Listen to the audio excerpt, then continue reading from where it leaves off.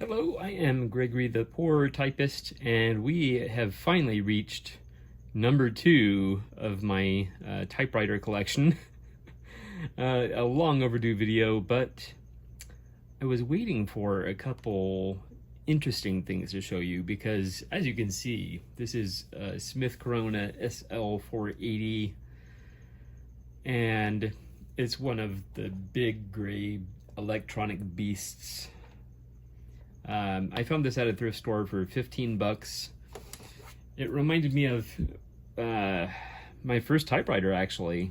My first one was probably a different model, very likely, but you know, these are all essentially the same, just slightly different features. But yes, I was thrilled to pick this up at the thrift store for $15. I thought I should at least have one of these in my collection. and one of the reasons for that is because on your manual typewriters, you can't change the typeface. What it comes with is what you have. And the beauty, of course, of these is, let's check this out. You have the daisy wheel. This particular one is Orator 10. A very, very nice typeface. We'll do a quick test typing with it. And of course, you have your standard H correctable. This was Series H. I also have an ultrasonic, a Smith Corona ultrasonic, which is Series A. And I learned that the hard way. But anyway, we'll get into that in another video. But we have our H correctable ribbon there. All right, so we're gonna do a quick test typing here, just so you get a feel for the Orator 10 with the H correctable ribbon, and then we'll move on to the interesting stuff.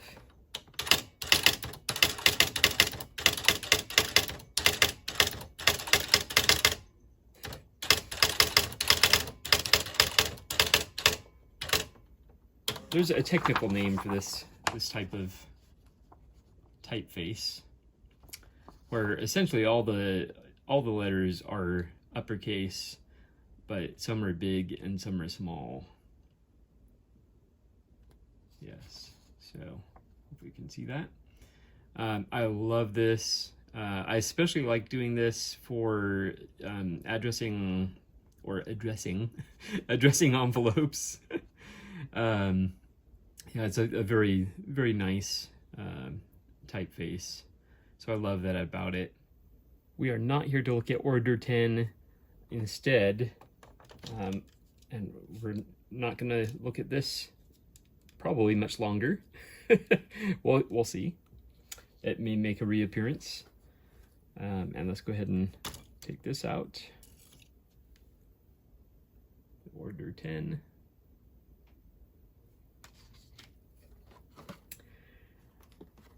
I discovered this, which I'm very, very curious about. So as you can see, it's new old stock, still sealed. So this is, the one that was in there is H correctable.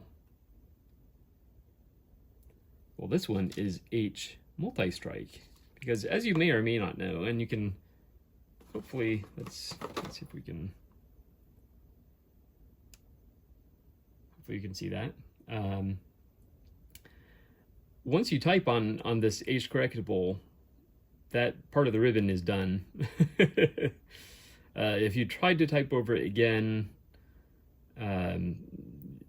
your next letter would be missing significant parts of it. Yeah, so I was very curious to pick this up. H multi-strike. Also worth noting is, and I have it out just because it kind of gets in the way for these demonstrations, but the H correctable works alongside this correction ribbon, lift off ribbon. So essentially it's lifting off the characters that have been typed. So this, you have to, it says use with cover-up correction. So whiteout or the little correct type sheets, or even one of these that is cover-up rather than lift off. Now, my concerns with this is, well, I guess my initial hope, and I think it's already proving to be wrong, but my initial hope is that there's a cloth ribbon in there that can be re-inked so that this could be used over and over and over again. But just looking at it, even like this, it still looks like film. There's like a shininess to it, especially on the back here. So I have my doubts, but I'm going to take a look anyway. Yeah. And I kind of hate breaking into the box because, you know, it's been packaged. Is there a copyright on here? There's no copyright on here. But for many, many years, yeah. Yes. Okay, so we now have it out. It does look like film. It's kind of slick on the back here. And it's a little bit curled as well. I don't know that that's going to matter. Now, my question is, how exactly is it multi-strike? Does it go through the reel and then you have to rewind it and can use it again? Is it an infinite loop where it just keeps going around? Or does it not move the ribbon? That wouldn't make sense though, because the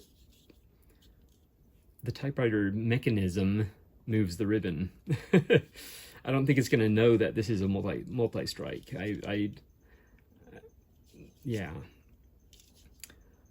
Yeah, so we'll see how this goes. But first, before I put this in, I am very, very excited about this. I just got this in the mail today. This is, and there's a long story to this, which I won't go into. That will come up in my video about my Smith Corona ultrasonic. But this is micro 15 typeface, because this typewriter does support 15 characters per inch. Yeah, I'm pretty excited about that. So we're gonna go ahead and put that in there and close that up. And then we're gonna try this multi-strike. I do have fears again that it could potentially be dried out, or I don't know. I just don't know. I don't know how it works, and I wasn't able to find anything about this ribbon online. So we shall see how this goes. All right, so we have it in there. We're ready to type, but we do need to put it on 15 pitch. So we're going to do code and the number 2. So that's 15 pitch. Yeah, all right. I hope this works. All right.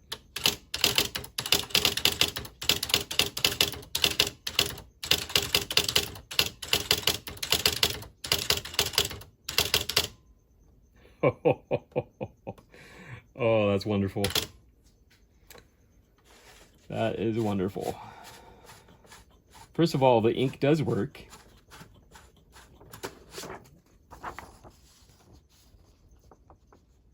So the ink does work. It's definitely lighter than the other one, but it's multi-strike. So, and look how tiny that typeface is. Wow. Oh, very, very excited that is working. Now I'm curious to look at the ribbon and see what was done. Yeah. So you're probably not going to pick this up again, but that is definitely, there's definitely, in fact, we can even hopefully compare it. I don't know how well this could be picked up, but you can see the missing letters there on this one. This, there's nothing missing on the ribbon. That is very interesting. Again, I'm just not sure if this can be re-inked. Now it does look like, I see. Huh. It looks like it used a very tiny portion of the ribbon. So somehow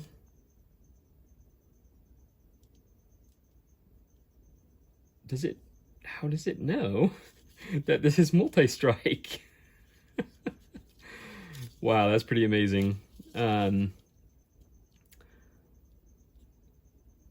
yeah, the only place where I can detect letters is from there to there. So I believe it typed that whole line just on that little bit of ribbon. Wow, that's pretty impressive. And I suspect that you could rewind this. I could be wrong. I could be wrong. Because this is the take-up reel here. So doing that one would not help. You would need to spin this side. That's interesting. So I don't think it's intended to be rewound, but it used that tiny bit. So essentially, I think this is going to be like an extended print life, for lack of a better word. Now,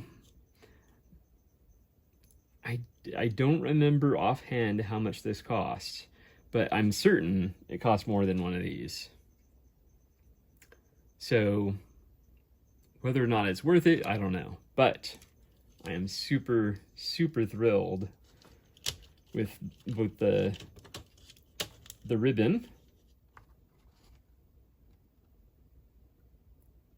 and the Micro 15 typeface.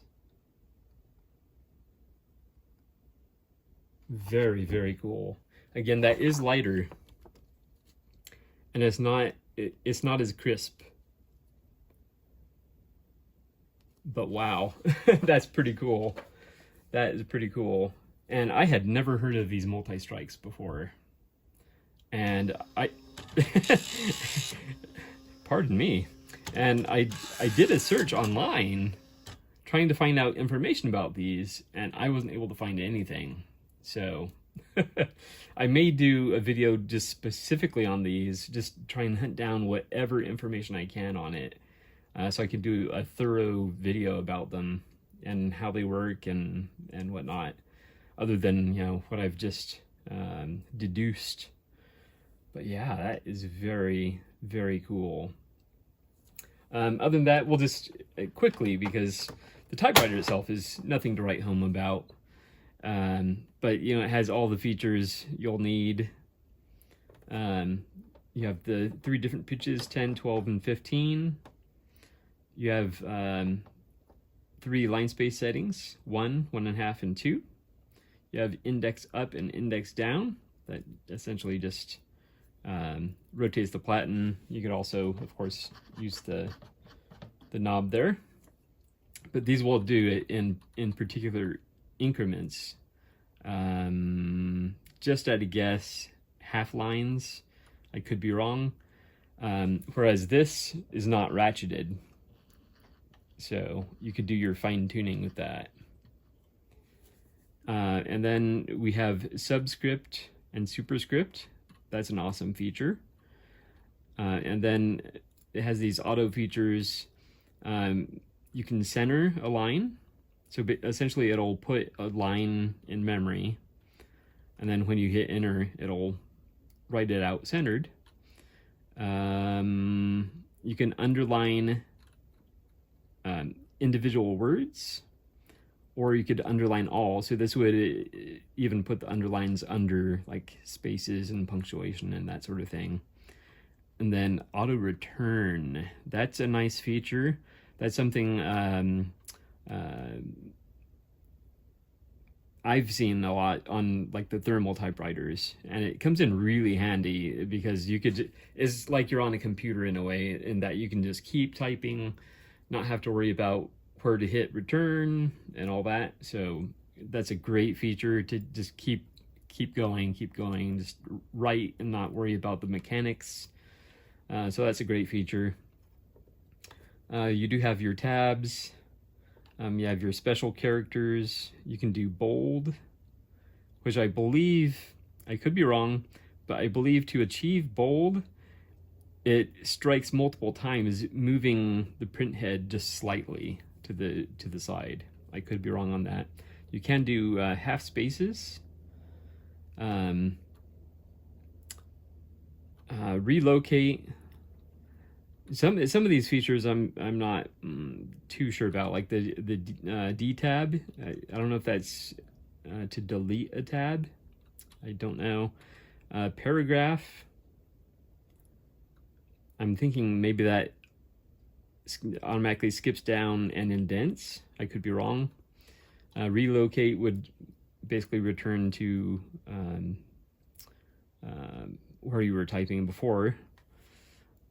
And you have word eraser, and then you have correct. So correct is basically just going to do one character, whereas word eraser will erase the entire last word that you typed, which is a really cool feature. Yeah, so I mean, that's basically it. For $15, I definitely thought it was worth it. Adding this to my collection, and at the time this was literally my second typewriter, so at that point I was willing to take pretty much anything that worked. And I do have several typefaces for this, daisy wheels for this, so I'm very, very happy about that. Yeah, so as far as that goes, I love this thing. The 15 characters per inch is probably going to get a lot of use on this. That's essentially what this typewriter is going to be for. Perhaps writing postcards, that sort of thing. And then addressing envelopes with my Orator 10, which is a lovely, lovely typeface. I love that. I have several daisy wheels, so it's excellent being able to switch these out. Now, when you're typing on a single page, it can be a little cumbersome to switch these out. You have to take out the ribbon, take out the correction tape, take out the daisy wheel, and then when you're trying to close the lid again, you have to open this up again to fit the paper through, and it can be a jumbled mess. But I mean, realistically, you're going to be typing with one typeface. At least that's my particular philosophy. But anyway, so this is the second typewriter to my collection, the Smith Corona SL-480. Yeah, I love it. These things, if they work very, very consistently. If they don't work, they're basically a doorstop. So there's no real going in and fixing anything on these unless you know your electronics. And even then, I'm sure it would be challenging. But there you go. I'm excited to finally show you this typewriter and the accessories. We have the multi-strike ribbon and the the Micro 15 daisy wheel. And yeah, there you go. All right, well, thank you so much for watching, and I will see you next time.